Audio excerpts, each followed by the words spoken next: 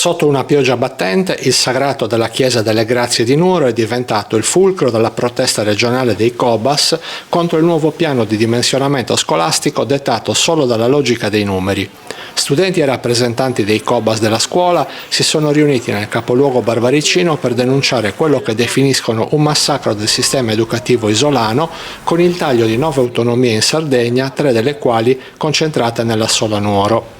Il messaggio è chiaro: studenti e sindacati non si arrendono e chiedono un intervento forte della Regione. Quindi anche gli studenti oggi sono in piazza con i Cobas della scuola. Sì. Voi siete studenti dell'istituto magistrale, come mai qua? Ci vogliono accorpare con il classico e è una roba, cioè, è una questione scandalosa, perché non vogliono semplicemente unire più scuole come stanno facendo con il Podda, con il Calamida.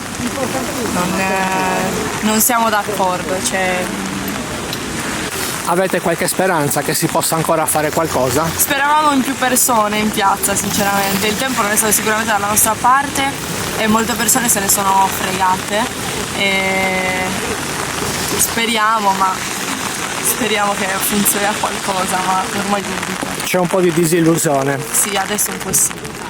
Nicola Giua, rappresentante dei Cobas Scuola Sardegna. Ma noi abbiamo deciso di indire uno sciopero in tutte le scuole della Sardegna perché sono 20 anni che vengono massacrati e tagliati gli istituti autonomi in Sardegna.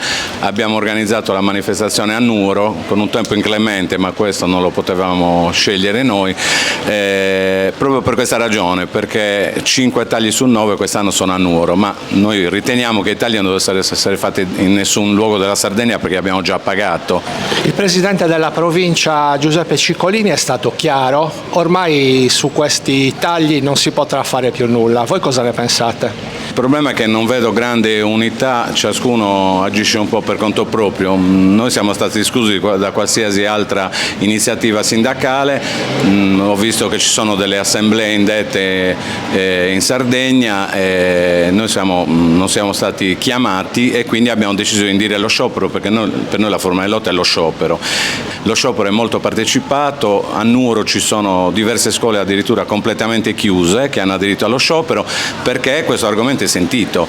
Secondo voi la Regione fino ad oggi in questa avvertenza ha fatto tutto quello che poteva fare? No, non ha fatto tutto quello che poteva fare perché ha deciso di non decidere a dicembre dicendo: noi i tagli non li facciamo, i numeri sono anche sballati, questo ha scritto la giunta regionale, quindi non concordiamo con questi tagli, però poi di fatto c'è una norma che prevede la nomina di un commissario. Loro avevano anche detto siamo disponibili a dare una mano da un punto di vista istituzionale, a collaborare. Poi il commissario Feliziani non ha neanche voluto collaborare perché non ha sentito né la regione né le province né i comuni, ha tagliato di sua sponte senza nessun problema. Presumo anche il taglio di Nuoro sia anche punitivo per ragioni territoriali, magari per ragioni che tutti possiamo comprendere, e quindi la qualcosa è ancora più schifosa. Giancarlo Della Corte, oggi siete arrivati da Cagliari per questa manifestazione. Cosa chiedete? Siamo qui non a caso perché i provvedimenti di dimensionamento scolastico hanno colpito duramente proprio l'area del nuorese, quindi anche da Cagliari siamo venuti per testimoniare non solo la nostra solidarietà come Cobas Scuola Sardegna, ma anche la nostra volontà di batterci contro questi tagli che riducono le nostre scuole a mega istituti ingovernabili e che tenderanno sempre più a desertificare le nostre zone interne. Pensate che si possa fare ancora qualcosa e soprattutto pensate che la Regione in questa avvertenza abbia fatto tutto quello che era in suo potere?